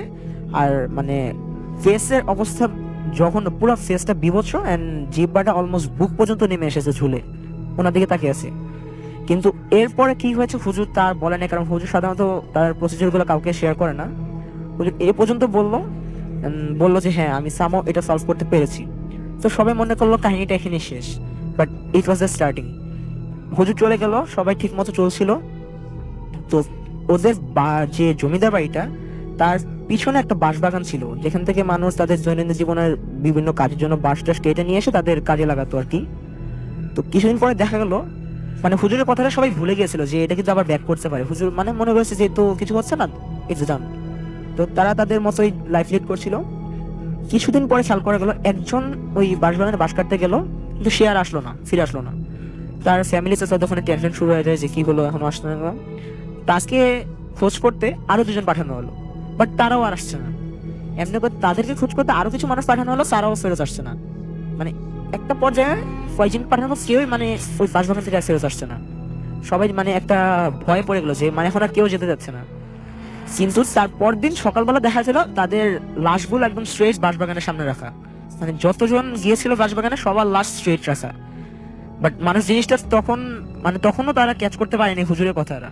তবুও তারা বাঁশ কাটতে যাচ্ছে, বাট বাঁশ কাটতে যেই বাঁশবাগানের ভিতর ঢুকছে সে আর আসছেই না। পরে জিনিসটা খেয়াল করা হলো, হ্যাঁ আসলে হুজুর তো বলেছিল যে এটা কিন্তু আবার ব্যাক করতে পারে, যেহেতু এই সাইডটা ঠিক হয়ে গেছে, এই কারণে মানে জিনিসটা আবার ওই জায়গাটায় হার্ম করছে। এরকম করে অনেক মানুষ মারা যায়। পরে একটা টাইমে কেউ আর ওই বাঁশবাগানে যেতে চায় না বাঁশ কাটতে। পরে ওই হুজুরকে আবার আনা হয়েছিল, বাট এটা আর কোনো হুজুর সলভ দিতে পারেনি, হুজুর আর সলভ করতে পারে নাই। ওই বাঁশবাগানটাকে রেস্ট্রিক্টেড করা হয়েছে, মানে ওই বাঁশবাগানের সামনে দিয়ে ইভেন কেউ যেত না। পরে মানে তারপরে আমি আর সেরকম কিছু জানতে পাইনি, বাট যতটুকু জানি যে সময় যেতে যেতে ওই জায়গাটা সামহাও ক্লিন করে ফেলা হয়েছে, এখন ওই জমিদার বাড়িটাও নেই আর বাঁশবাগানটাও নেই। সো এটাই ছিল আমার ঘটনা। থ্যাংক ইউ সো মাচ আপনার ঘটনার জন্য, আপনাকে অনেক ধন্যবাদ। আপনার নামটা প্লিজ একটু বলবেন, আপনি কোথা থেকে এসেছেন সেটা বলবেন, আপনার ঘটনায় যাব। আসসালামু আলাইকুম রাসেল ভাই, আমি ম্যান সুমন আজান মোহাম্মদপুর থেকে এসেছি। রাসেল ভাই, আমার যে ঘটনাটি, এই ঘটনাটি আসলে ভাই আমাদের এক তাবলিগ জামাতের এক ভাইয়ের কাছ থেকে শোনা। উনি পাকিস্তান থেকে বাংলাদেশে এসেছিলেন দিনের কাজের জন্য। তখন ওনার সাথে আমার মসজিদে পরিচয় হয় এবং সেখান থেকে কথার প্রসঙ্গে তখন যে এই ঘটনাটি শোনা। তো রাসেল ভাই, আমি আমার ঘটনায় চলে যাচ্ছি। ঘটনাটি ঘটে 1996 সালে পাকিস্তানের বেলুচিস্তান প্রদেশের গ্রামের এক নির্মাণাধীন বাড়িকে কেন্দ্র করে। রাসেল ভাই, বলে রাখি, এই বাড়িটি যে নির্মাণ করার জন্য যে মালিক আর কি বাড়িটি তৈরি করার জন্য প্রিপারেশন নেয় বা উনি করবে, উনি হচ্ছেন পুস্তেন, একজন পুস্তেন ব্যবসায়ী, যে এই বাড়িটি নির্মাণের জন্য সে একটি জায়গা রেডি করে এবং সেখানে কাজের জন্য আর কি লোকাবল ঠিক করে। তো রাসেল ভাই, ঘটনা ঘটে যেদিন উনি প্রথম সেই কাজটি শুরু করে। তো কাজটি যেদিন প্রথম উনি বাড়ি নির্মাণের কাজ ধরে, ওদিনই কিছু অস্বাভাবিক লক্ষণ বা সিমটম দেখা দেয়। তার মধ্যে সবচেয়ে ভয়ানক যে ব্যাপারগুলো ছিল সেগুলো ছিল রাসেল ভাই, যে যদি লেবাররা মাটি কাটার জন্য কোদাল দিয়ে মাটি কোপ দিত, 2-3 কোপ দেওয়ার পরে সেখান থেকে অটোমেটিকলি রক্ত বের হতো। মানে মাটি থেকে রক্ত বের হয়ে জি, আসতো। জি, মাটি থেকে রক্ত বেরিয়ে চলে আসতো। আবার কখনো কখনো এরকমও দেখা যেত যে লেবাররা কাজ করতেছে হঠাৎ করে তারা সেন্সলেস হয়ে যেত। আচ্ছা। এবং সেন্সলেস এমন সেন্সলেস হতো যে তারা 2-3 ঘন্টা সেখানে সেন্সলেস হয়ে পড়ে থাকতো। যখন তাদের সেন্স আসতো, তাদেরকে যদি জিজ্ঞেস করা হতো যে তোমরা কিভাবে হয়েছো, তারা সঠিক উত্তর দিতে পারতো না। তারপরে রাসেল ভাই এমনও দেখা যেত যে কাজ করতে করতে হঠাৎ করে তারা বমি করছে, এবং বমি এমন পর্যায়ে চলে যেত সেখানে রক্ত বমি আর ব্লিডিং হয়েছিল। তো রাসেল ভাই এমন চলতে চলতে তো যখন এমন একটা অবস্থায় যে পৌঁছায় যে কোনো একজন ওয়ার্কার যদি একদিন সেইখানে কাজ করতো, তো পরের দিন সেখানে আর কাজ করতে আসতো না রাসেল ভাই। তো ওই যে বাড়ির মালিক, সেই পুস্তুন ব্যবসায়ী, সে খুবই বিপদে পড়ে যায়, খুবই টেনশনে পড়ে যায়।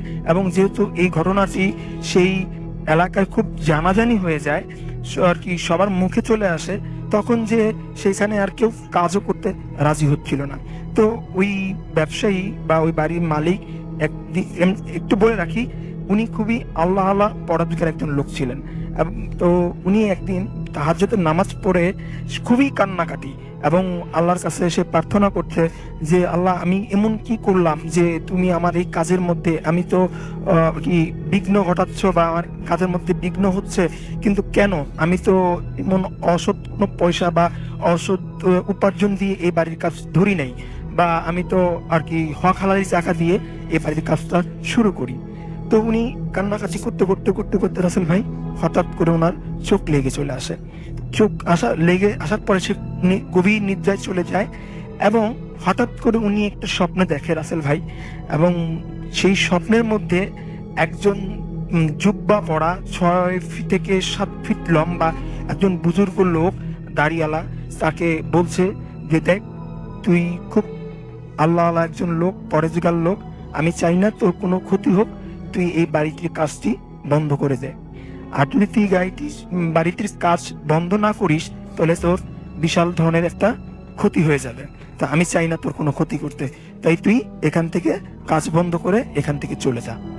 তো সেই বাড়ির মালিকটি সকালবেলা ঘুম থেকে উঠে, এবং উঠে তো সে আরো হতাশায় ভোগ করে এবং খুবই টেনশনে পড়ে যায় যে কি করব কি হবে। তো সে ওইখানকার লোকাল আর কি বেলুচিস্তানেরই এক লোকাল আল্লাহ লোকের সাথে আর কি পরেজগার একজন ইমানদার একজন লোকের সাথে সে মাশওয়ারা করে যে আসলে আমার এটা যে হচ্ছে তো কি।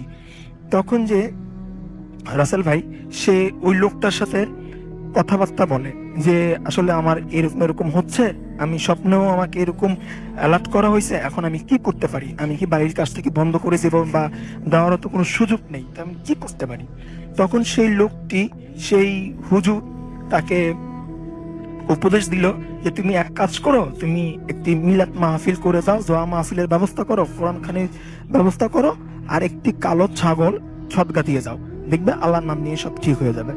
তখন যেই কথা সেই কাজ সে করলো কি, যে ওই বাড়িটার জায়গাটার মধ্যে একটা মিলাদ মাহফিল, দোয়া মাহফিলের আয়োজন করলো এবং একটি ছাগল সদগা দিয়ে দিল, এবং সে ভেবে নিল যে এই বুঝি আমার সকল সমস্যার সমাধান।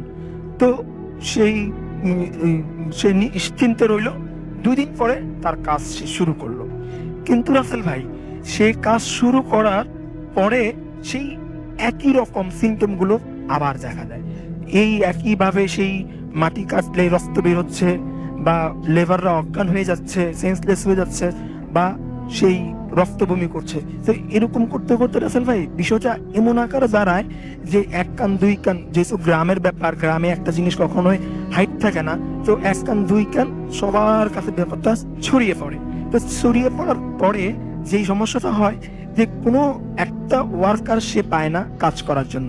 তো কোনো লেবার বা কোনো ওয়ার্কার না পাওয়ার কারণে সেই পুস্তন ব্যবসায়ী, যেই বাড়ির মালিকটি, সে তার বাড়ির কাজ অফ করতে, মানে বন্ধ করতে, সাময়িকভাবে বন্ধ করতে সে বাধ্য হয়। তো সেই কাজটি বন্ধ করে যায়, এবং বন্ধ করে দিয়ে সে তার এলাকা পুস্তনে চলে যায়। তো 3 মাস পর রাসেল ভাই সে করে কি, তার এলাকা থেকে 11 জন লেবার এবং 2 জন ইঞ্জিনিয়ার সহ মোট 13 জন সাথে করে নিয়ে সে পুনরায় সেই বেলুচিস্তানে চলে আসে, তার সেই নির্মাণাধীন বাড়ির কাজে চলে আসে এবং মনোনিবেশ করে। তো একটা পর্যায়ে হয় কি যে এই লোকগুলো যেহেতু অনেক দূর থেকে আসছিল, তো তাদের থাকা খাওয়ার ব্যবস্থা কিন্তু ওই মালিককেই করতে হবে।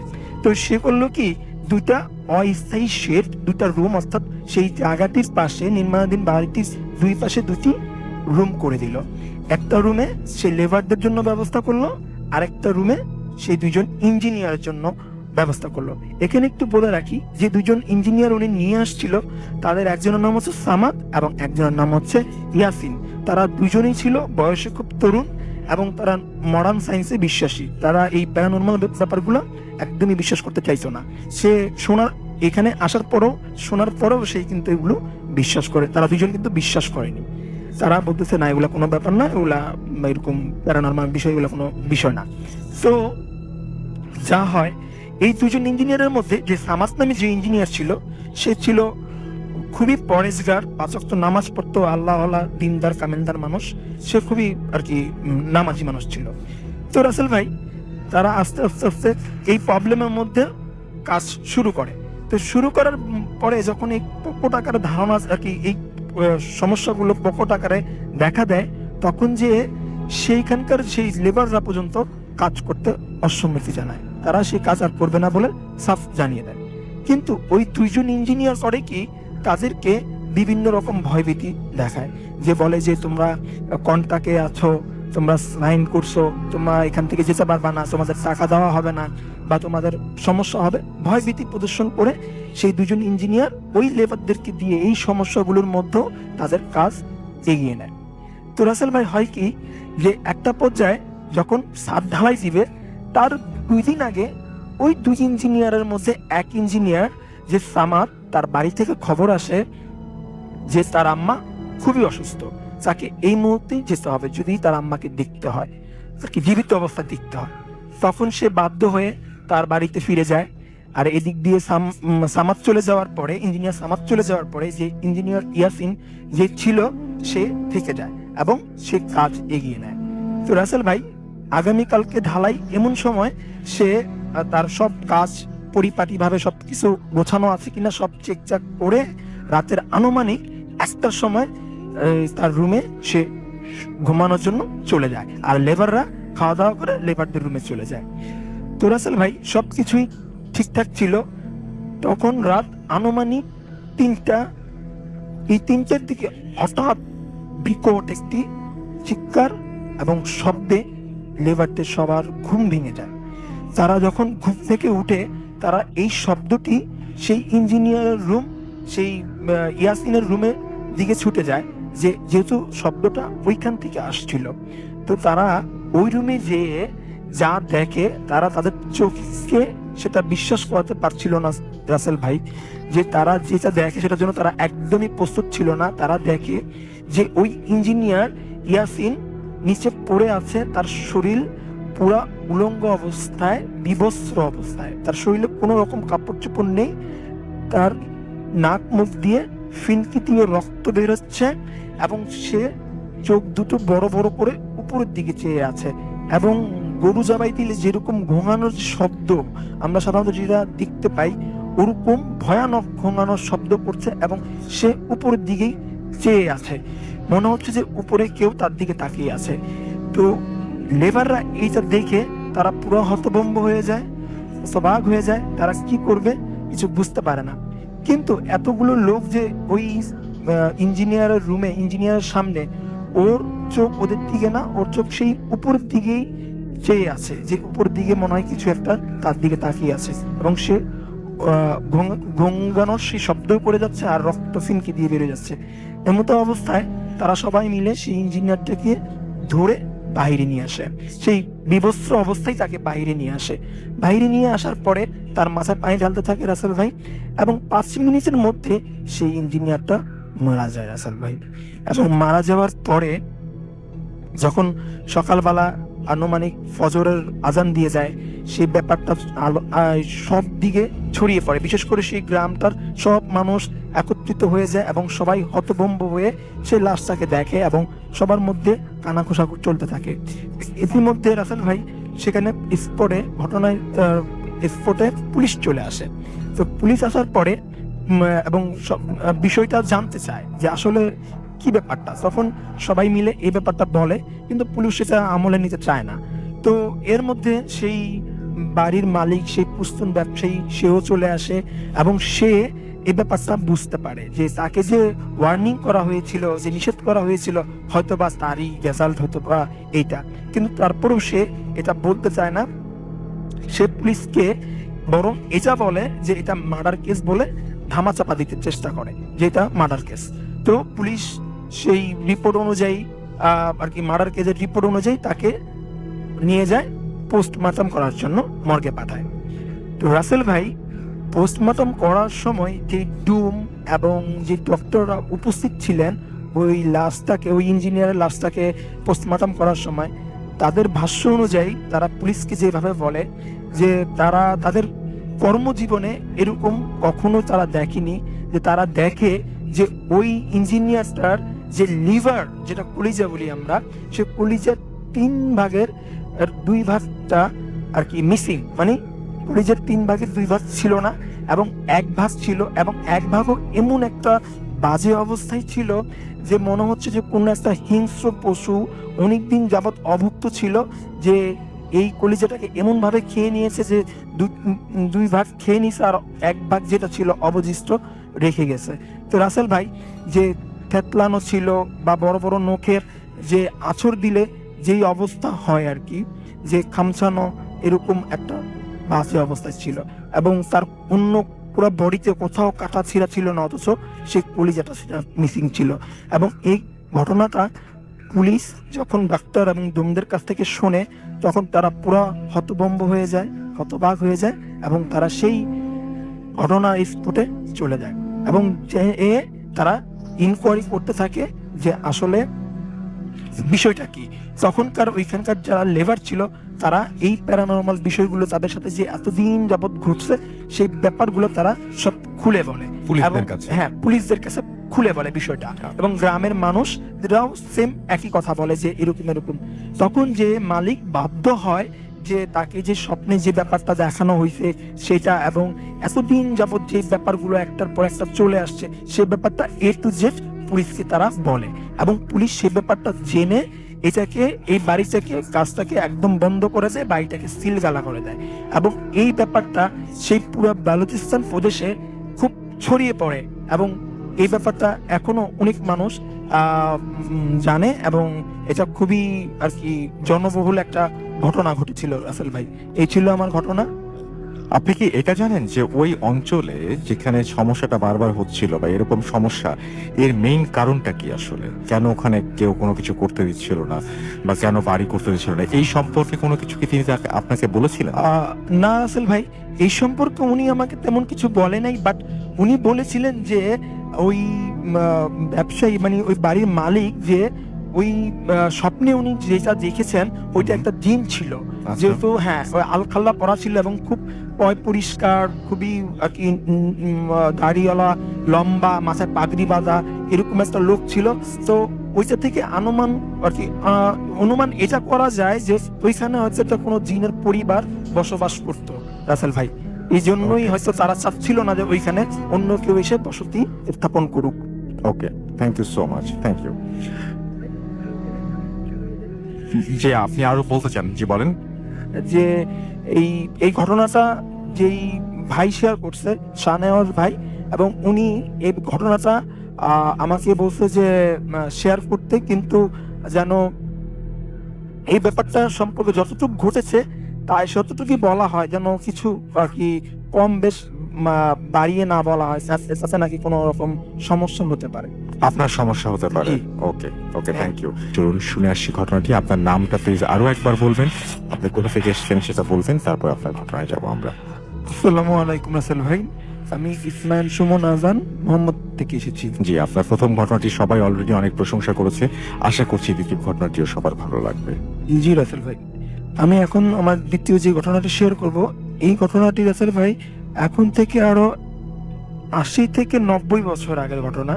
সেটি হচ্ছে বাংলাদেশের বেনাপোল সীমান্তবর্তী কোনো একটি গ্রামে। সেই ঘটনাটি হচ্ছে একটি হিন্দু মেয়েকে কেন্দ্র করে। তো আমি চলে যাই রাসেল ভাই আমার মূল ঘটনায়। তো ঘটনাটি ঘটে এখন থেকে আরো 80-90 বছর আগে। তখন সদ্য বিবাহিত একটি মেয়ে, হিন্দু পরিবারের একটি মেয়ে তার বাবার বাড়িতে বেড়াতে যায়। বিয়ের কিছুদিন পরেই তার বাবা বাড়িতে বেড়াতে যায়।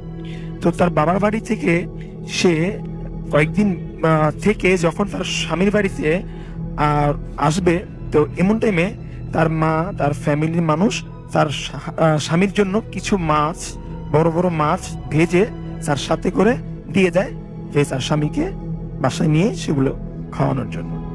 তো রাসেল ভাই একটু বলে রাখি, তো ওই মেয়েটি আর কি সদ্য বিবাহিত ওই নববধূটি তার ভাইয়ের সাথে যখন রওনা দেয় সেটা দুপুরের পরে। তো তখন যেহেতু রাস্তাঘাটের অবস্থা তেমন ভালো ছিল না, এবং সেই মেয়েটির বাবা বাড়ি থেকে তার স্বামীর বাড়ি রাস্তার দূরত্বটা ছিল 10 থেকে 12 কিলোমিটার আনুমানিক। তো রাসেল ভাই এই পথটা একটু হরর ছিল। হরর বলতে আপনার এই পথটার মধ্যে দিয়ে কয়েকটা জিনিস অতিক্রম করতে হয়। মূলত রাসে কেউ একা এই রাস্তা দিয়ে চলাচল করে না, একটু একটু হন্টেড প্লেস ছিল। তো যাই হোক, তো এই রাস্তার মধ্যে রাসেল ভাই পুরানো একটি শ্মশান পড়ে এবং একটি পরিত্যক্ত জমিদার বাড়ি পড়ে, এবং কিছু দূর চলে আসলে ঝোপঝাপ পেরিয়ে একটা পচা ডোবা এবং একটি কবরস্থান পড়ে। এই টোটাল এই জিনিসগুলোকে অতিক্রম করে কিন্তু ওই মেয়েটাকে তার শ্বশুর বাড়িতে আসতে হবে, মানে স্বামীর বাড়িতে আসতে হবে। তো তারা আর কি ভাই বোন দুইজন, মানে ওই মেয়েটি এবং মেয়েটির ভাই, ওরা দুইজন মিলে তাদের বাড়ি থেকে দুপুরবেলা খাওয়া দাওয়া করে রওনা দেয়। তো তারা কথা বলতে বলতে রাসেল ভাই অর্ধেকটা পথ চলে আসে। তো তারা যখন ওই শ্মশানটা পার করে জমিদার বাড়ির কাছাকাছি কয়েক গছের মধ্যে যাবে, তো এর মধ্যে রাসেল ভাই মেয়েটা যখন সেই মাছের যে হাড়িটা ছিল পলিথিন দিয়ে মুখটা বাঁধা, একটা রশি দিয়ে হাতের মধ্যে মেয়েটার হাতে ছিল, তো মেয়েটা যখন আসতেছে যাওয়ার পথে জমিদার বাড়ির কাছাকাছি চলে আসছে, তখন যে সে একটু অন্যরকম একটু অনুভব ফিল করে। দেখা যায় কি মেয়েটা একটু হঠাৎ করে একটু গরম বাতাস মেরে গায়ে লাগে। তো মেয়ে ওটা ওরকম ভাবে নেয় না। তারা দুই ভাই বোন কথা বলতে বলতে চলে আসে। যখন তারা ঠিক ওই পচা ডোবাটির পাশাপাশি একদম কাছাকাছি চলে আসে, মেয়েটিকে এমন জোরে কি যেন একটা ধাক্কা মারে, অদৃশ্য কি যেন একটা ধাক্কা মারে, মেয়েটি সেই মাছের হাঁড়িটি নিয়ে সেই পচা ডোবার মধ্যে পড়ে যায়। তো পচা ডোবার মধ্যে যখন সে পড়ে যায় রাসেল ভাই, তখন তার ভাই সেই মেয়েটিকে ও ডোবা থেকে উঠায়, মাছের হাঁড়িটি সহ তাকে উঠায়। উঠানোর পরে তার পুরো কাপড় চোপড় যেহেতু ভিজে ছিল, তো আমরা জানি যে হিন্দুদের পরিবার একটু রক্ষণশীল পরিবার হয়ে থাকে, আর যেহেতু ওরা ব্রাহ্মণ ছিল এবং খুবই সেন্সিটিভ ফ্যামিলি ছিল, যে এই ভিজা কাপড়ে যদি তার শ্বশুর বাড়িতে, মানে তার স্বামীর বাড়িতে যায়, তখন নানা রকম প্রশ্ন উঠতে পারে। তো মেয়েটা তার ব্যাগের মধ্যে যে কাপড় চোপড় ছিল ওইখান থেকে আরেকটা কাপড় নিয়ে সে ওই দোপাটার পাশে একটা ঝোপের মধ্যে যে তার কাপড় চোপড় চেঞ্জ করলো রাসেল ভাই। তো কাপড় চোপড় চেঞ্জ করে সেই ভিজা কাপড় তার সাথে করে নিয়ে আসে না, সেই ভিজা কাপড়টা ওইখানেই রেখে চলে আসে। যেহেতু ভিজা কাপড় যদি নিয়ে আসে তো আরো কথা হতে পারে, তো এক কথা থেকে দুই কথা হবে, তখন তার অশান্তি হতে পারে, এরকম চিন্তা ভাবনা করে সে ভিজা কাপড়টা আর আনে না, তখন সে কাপড় চেঞ্জ করে সে বাড়িতে চলে আসে। তো রাসেল ভাই এই পর্যন্ত সবই স্বাভাবিক ছিল। তো 2-1 দিন যাওয়ার পরে মেয়েটার মধ্যে হঠাৎ কিছু চেঞ্জ লক্ষণ করা যায়, তার কিছু পরিবর্তন লক্ষণ করা যায়। তার মধ্যে প্রধান যে সমস্যাটা ছিল, সে মেয়ে আমিষ খাওয়ার প্রতি, মানে মাছ মাংস খাওয়ার প্রতি আগ্রহটা প্রচুর বেড়ে যায়। এবং আমরা সাধারণত জেনে থাকি হিন্দুরা এমনিতেই নিরামিষ ভোজি বেশি হয়ে থাকেন, তারা সপ্তাহে 1 দিন বা 2 দিন কি মাছ মাংস খেয়ে থাকেন সাধারণত। আর তখনকার আমলে মানুষ হয়তো বা মাছ মাংস অতটা বেশি খেতেও না, কারণ আর্থিক একটা ব্যাপার ছিল।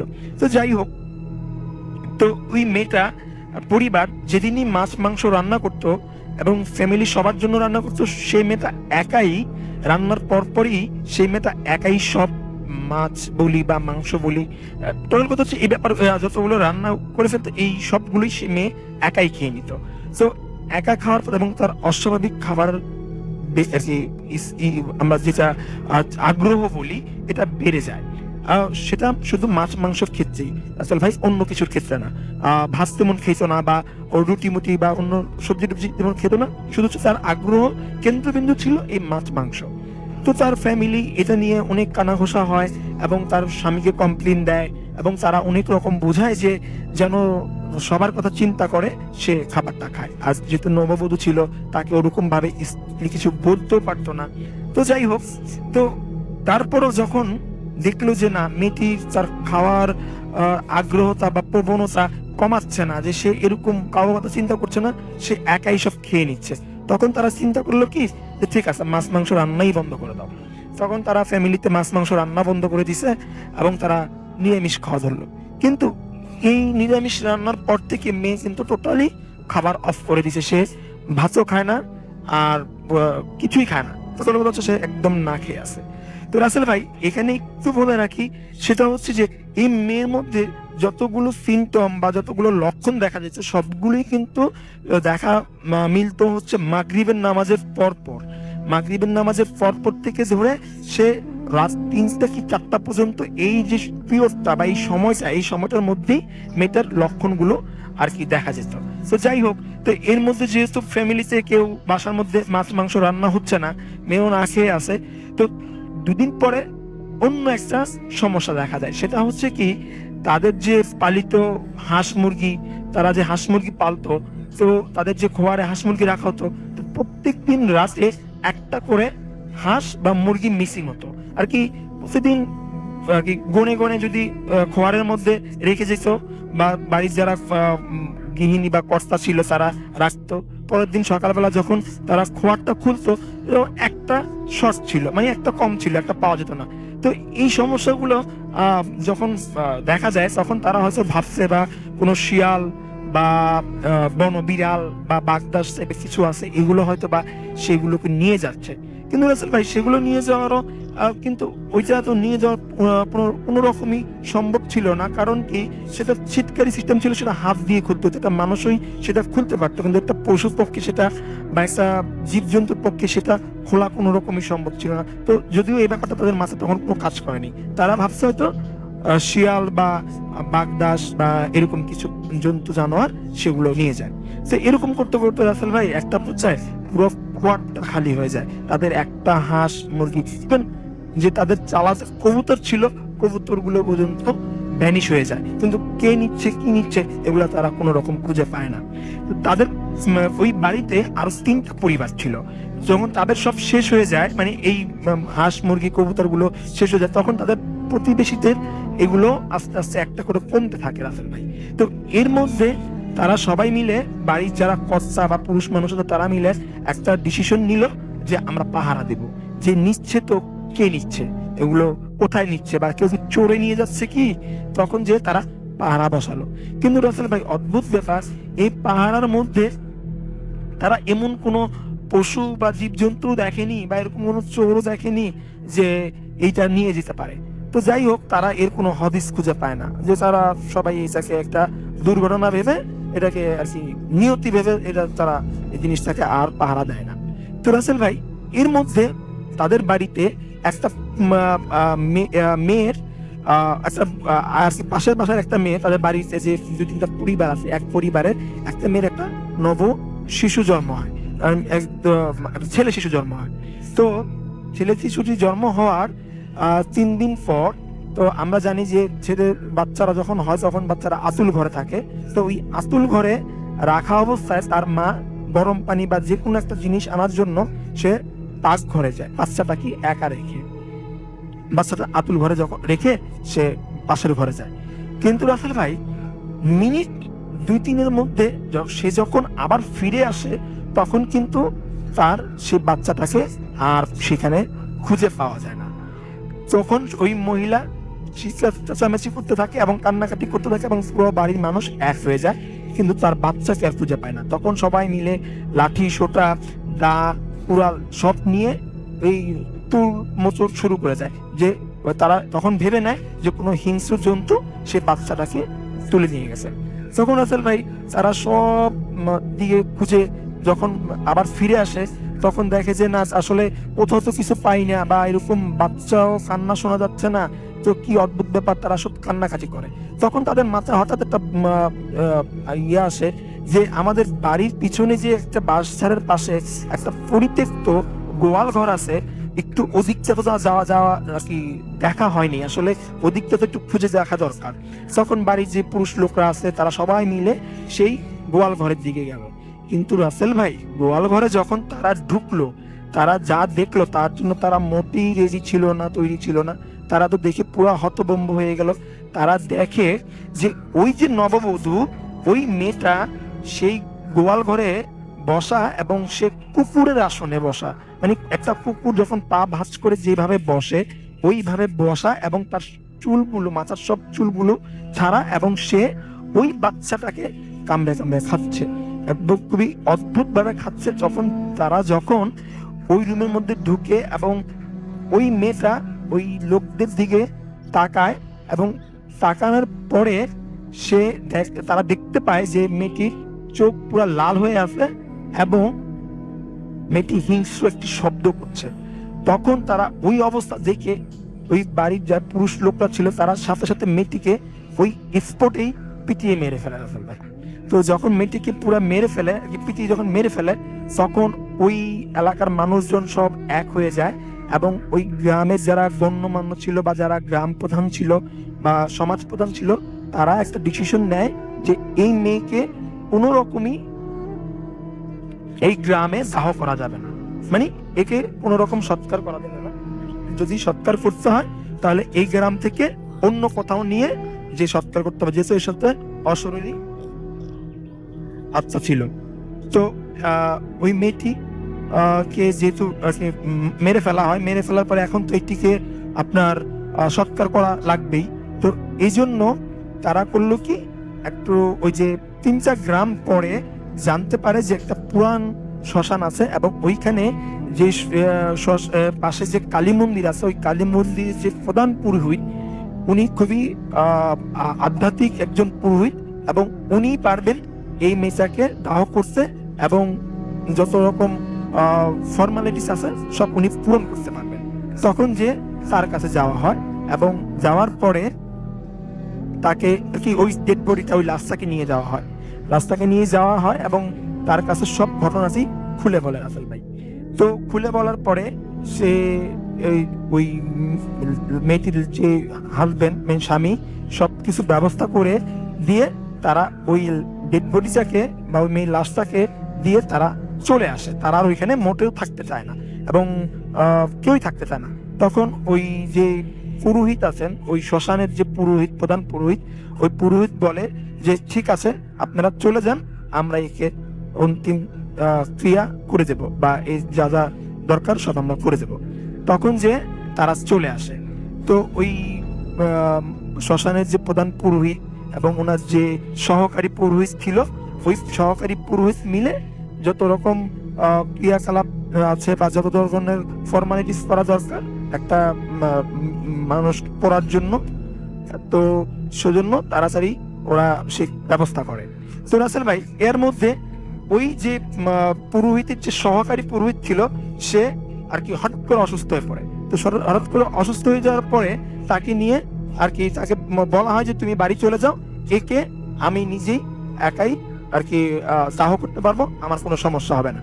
তখন যে সে প্রধান পুরোহিত ওই মেয়েটিকে ওই কাঠের মধ্যে রেখে, মানে শোয়ার আসনে যখন মেয়েটাকে অগ্নিদাহ করা হবে ওরকম পজিশনে রেখে সে একটি বিশেষ পূজা করতে বসে, যে পূজাটা করলে সে তার সাথে যে অশরীরী আত্মা ছিল যেন পরে কোনো রকমই কোনো সমস্যা না হয়, এজন্য সে তার বিশেষ পূজা করতে বসে।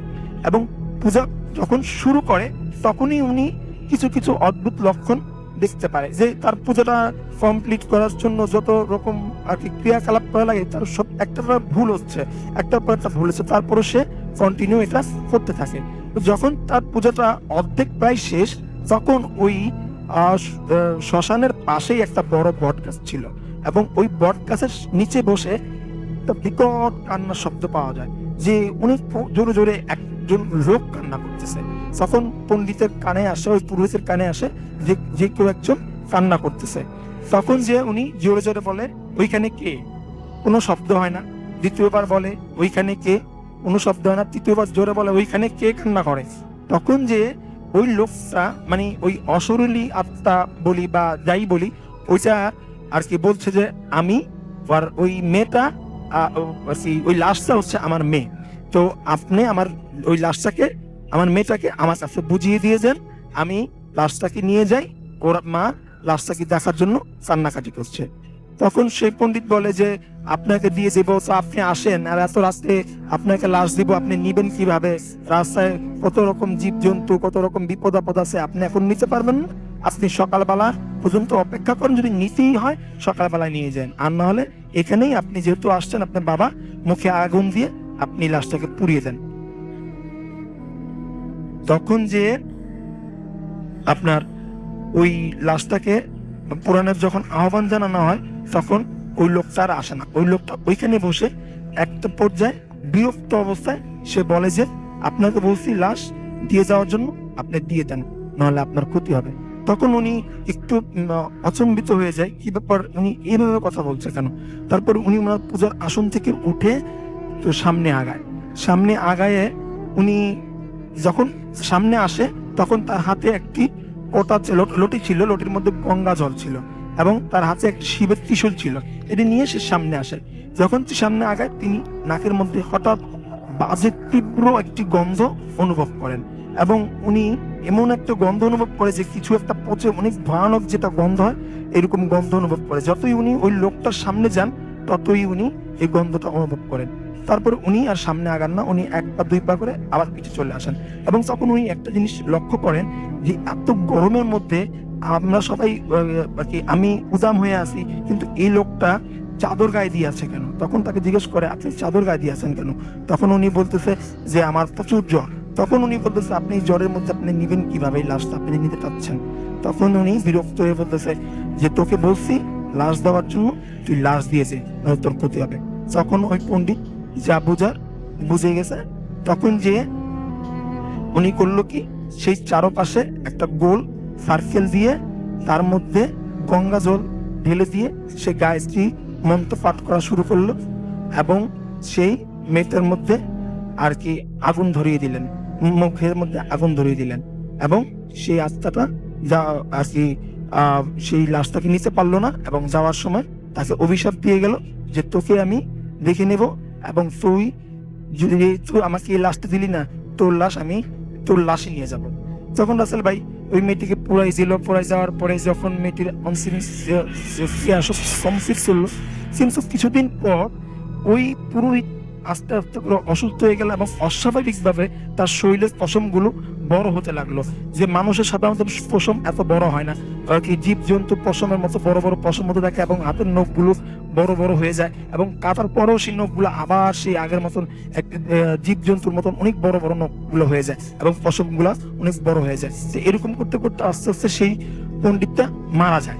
তো মারা যাওয়ার পরে ওই পণ্ডিতটাকে যেদিনকে আপনার ওই শ্মশানে পোড়ানোর জন্য নিয়ে আসে, এর মধ্যে হঠাৎ প্রচুর ধুলাবালি ঝড় শুরু হয়।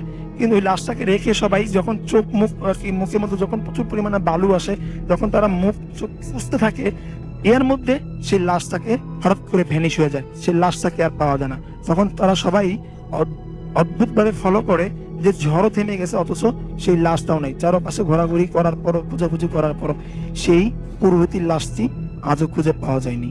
এই ছিল হচ্ছে আমার ঘটনা। রাফেল ভাই, থ্যাংক ইউ সো মাচ আপনার ঘটনার জন্য। আপনাকে অনেক ধন্যবাদ। আপনি কতগুলো জিনিস একটু মিস করে গেছেন, যেটা আমাদের অফ এয়ারে বলেছিলেন। সেটা হচ্ছে যে লোকটি লাশটা নিতে এসেছিল, তার গায়ে বড় বড় পশম ছিল, সেটা আপনি বলতে ভুলে গেছেন। আপনি আরো একটা জিনিস, আরো কিছু জিনিস এখানে মিস হয়ে গেছে।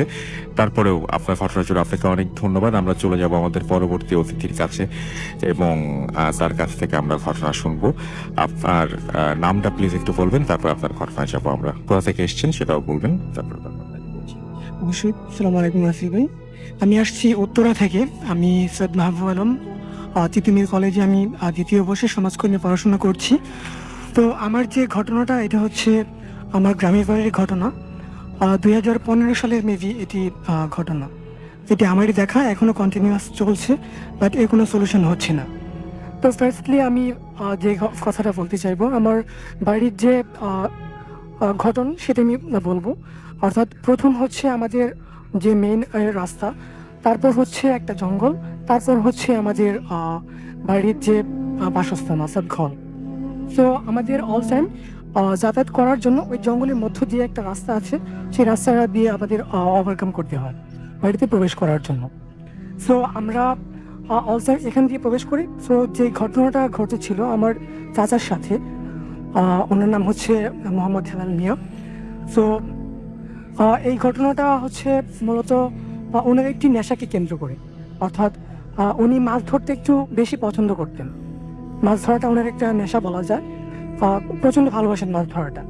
সো আমাদের গ্রামে যেহেতু এই বিষয়টা অনেক ইজি, অর্থাৎ মাছ ধরার যে বিষয়টা অনেক ইজি, বাড়ির পাশে গেলে পাওয়া যায়। স্পেশালি এটা বর্ষাকালে বাড়ির পাশে গেলে মাছ পাওয়া যায়। সো কিন্তু সেটা রাতের বেলাতে যখন সব কিছু নিস্তব্ধ থাকে, তখন রাতের বেলাতে মাছ ধরার জন্য একটি পারফেক্ট টাইম। বাট এই পারফেক্ট টাইমের মধ্যে মাছ ধরার জন্য অবশ্যই 2 জন অথবা 3 জন, অর্থাৎ কাউকে সাথে নিয়ে যেতে হয় মাছ ধরার জন্য। বাট যেদিন ঘটনাটা ঘটেছিল, আমার যিনি চাচা কাউকে না পাওয়ার কারণে ওনার প্রচণ্ড ইচ্ছা, উনি আজ মাছ ধরবেনই।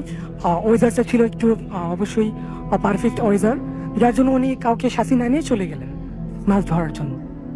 সো উনি সবার থেকে মাছ একটু ভালো ধরতে পারেন, যার জন্য একাই চলে যাওয়ার পর। ঘটনাটা কি ঘটেছিল আমরা একটু শুনি প্লিজ। জি অবশ্যই।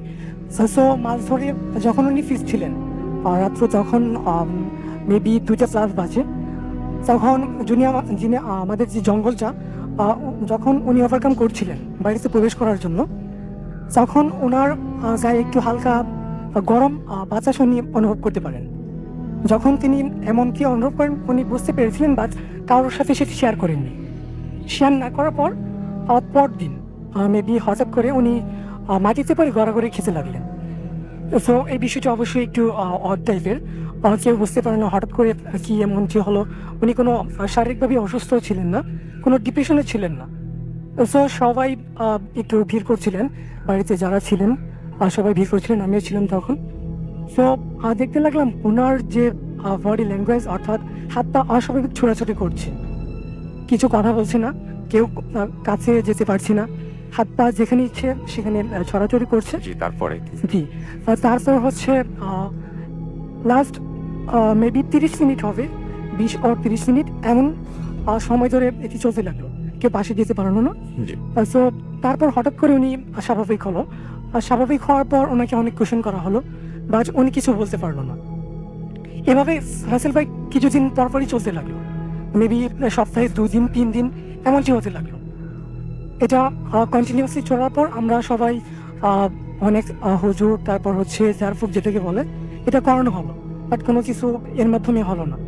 নেওয়ার পর ওনাকে যেমন কন্টিনিউয়াসলি চলতে লাগলো, তখন ওনাকে জিজ্ঞাসা করা হলো যে আসলে তোমার কেমন ফিলটা হয়, তুমি কোনো কিছু কি মনে করতে পারছো না?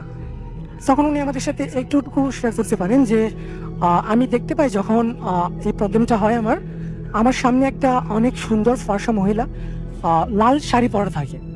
সো ওনাকে দেখার পর আমি আর কিছু বলতে পারি না, বাট এটা যখন হওয়ার পর ওনার শরীরে প্রচণ্ড ব্যথা থাকে, এটা কয়েকদিন পর্যন্তই থাকে ব্যথাটা, বাট কোনো সলিউশন হয় না। এমনটি হওয়ার পর আমরা যখন এই প্রবলেমটা হয়, তখন অনেকে অনেক কোয়েশ্চেন করে, তখন একটু অ্যান্সার করে, একটু রেসপন্স আমাদের কথার মধ্যে করে। তো প্রথমে জিজ্ঞাসা করলো, আচ্ছা আসলে কেন এই প্রবলেমটা হচ্ছে, কেন তুমি ওনাকে কষ্ট দিচ্ছ, কি প্রবলেম, যদি আমাদের সাথে শেয়ার করতে হয়তো বা আমরা তোমাদের সেই প্রবলেমটা ফুলফিল করার চেষ্টা করতাম। এর ফলে তো আমাদের সবারই কষ্ট হচ্ছে, ওনারও কষ্ট হচ্ছে, বাট কোনো সলিউশন আসছে না। তখন উনি ওনার নামটা বলে ওনার নাম হচ্ছে জিগরণী, ওনার ধর্ম হচ্ছে মুচি যেটাকে বলে। সো ওনারা বলে আমরা হচ্ছে 7 বোন, আমাদের বাসস্থান ছিল তোদের যে বাড়ির পাশে একটা বটগাছ ছিল বড়, আমরা সেখানেই থাকতাম। বাট এই বটগাছটা হঠাৎ কাটার ফলে আমাদের যে বাসস্থান ছিল, সে বাসস্থানটা আমরা হারিয়েছি, যার ফলে তোদের যে জঙ্গলের মধ্যে শেওড়া গাছটা ছিল, সেখানে আমরা আসার পর ওকে দেখে অনেক ভালো লাগছে। ওকে দেখে অনেক ভালো লাগার জন্য আমরা ওর কাছে আসছি। সো তোরা আমাকে ডিস্টার্ব করিস না, আমার যখন ইচ্ছে হবে, আমাদের যখন ইচ্ছে হবে আসবো, তোরা আমাদের এখান থেকে তাড়াতে পারবি না। সো শুধু শুধু তোরা যদি টাইম ওয়েস্ট করবি, তোদের কোনো ফল হবে না। জি, এরপর হচ্ছে আমরা এভাবেই চলতে লাগলাম, বাট কোনো প্রতিকার হচ্ছে না। জি। একদিনকার ঘটনা, উনি ওনার এক আত্মীয়ের বাড়িতে গেলেন, একা গেলেন বেড়ানোর জন্য। সো যেহেতু কেউ সাথে যাননি, জি। হঠাৎ রাতের বেলা ওনারা আমাদের কল করলেন, রাত তখন 10টা প্লাস। তখন বাড়িতে কল করার পর বললো যে ওনার তো এমন কোনো প্রবলেম আমরা জানি না, বাট এখন তো উনি দেখছি হাত পা ছোড়াছড়ি করছে, কেউ পাশে যেতে পারছি না, একটা অস্বাভাবিক পরিস্থিতি। সো তখন আমার এক ভাই ছিল, স্বাস্থ্য ভাই মাসুম, আরেকটা ছিল শফিক এবং আমি। স্পেশালি আরেকটা রাসেল ভাই, আমি কথাটা বলতে ভুলে গেছি যে যখন এই প্রবলেমটা ওনার হয়, তখন শুধুমাত্র ওনার যে স্ত্রী অর্থাৎ আমার চাচি, উনি একটু পাশে গিয়ে কথা বলতে পারেন। যে প্রবলেমগুলো যেগুলো উনি বলেন, এগুলো উনি ওনার হাতে যেতে পারেন, বাট ওনার পাশে আর কেউ যেতে পারেন না। সো ওনার যখন এই প্রবলেমটা হয়, তখন স্পেশালি পান খাওয়াটা অনেক বেড়ে যায়। অদ্ভুত টাইপের পান খাওয়া, অদ্ভুত টাইপের সিগারেট খাওয়া অনেকটাই, এমনকি যে পান খাওয়াটা স্বাভাবিক মানুষের পক্ষে কখনোই সম্ভব না। মানে কিভাবে সলিউশন হলো বা কি মানে ঘটনাটা আমাদেরকে একটু বলুন, জি। please। আর তারপর আমরা রাত 10টা বাজে, তো কল করার পর আমরা তখনই গেলাম। গ্রামের রাস্তা অবশ্যই আপনার জানা থাকবে, খুবই বাজে পরিস্থিতি, বা তারপর আমাদের যেতে হলো। যাওয়ার পর সেখানে আমরা যে চাচিকে নিয়ে গিয়ে আমাদের সাথে ছিল, উনি একটু পাশে গেলেন, পাশে গিয়ে কথা বললেন। তখন যে উনি পান চাচ্ছিল, সিগারেট চাচ্ছিল, এগুলো উনি দিলেন। যাওয়ার পর 20-25 মিনিট পর উনি মোটামুটি যে স্বাভাবিক অবস্থা সেটি ফিরে আসলো। ফিরে আসার পর এর কিছুদিন পর ওনার চোখে প্রবলেম হতে লাগলো, মাথা ব্যথা হতে লাগলো। মাথা ব্যথাটা অস্বাভাবিক পরিস্থিতি। তারপর আমাদের ময়মনসিংহ যে মেডিকেল আছে, সেখানে আমরা ওনাকে নিয়ে আসার পর ট্রিটমেন্ট করানোর পর, বাট হঠাৎ এটি ইনক্রিজ না হওয়ার পর এটা আরো খারাপের দিকে যাচ্ছে, অর্থাৎ চোখের নিচের দিকে পুরা হয়ে যাচ্ছে। এভাবে চোখগুলো ফুলে যেতে লাগলো। বাট অনেকদিন ট্রিটমেন্ট করার পর ওনার চোখগুলো একটু যে এখন ভালো আছে, বাট ওনার চশমা ব্যবহার করতে হয় এখন। এভাবে কন্টিনিউয়াসলি প্রায় 1 বছর চলতে লাগলো, তারপর কোনো সলিউশন হয়নি। সলিউশন না হওয়ার পর এভাবে যখন চলতে লাগলো, আমরা মোটামুটি এখন ইজিলি আমরা মানিয়ে নিচ্ছি এর সাথে। Thank you, ধন্যবাদ আপনাকে। আমরা একটা ছোট্ট বিরতিতে যাব, বিরতির পরে আবারও ফিরে আসব, এবং সেই পর্যন্ত আমাদের সঙ্গে থাকুন। স্টে টিউন টু রেডিও ফুর্তি এফএম এন্ড ডু ফুর্তি।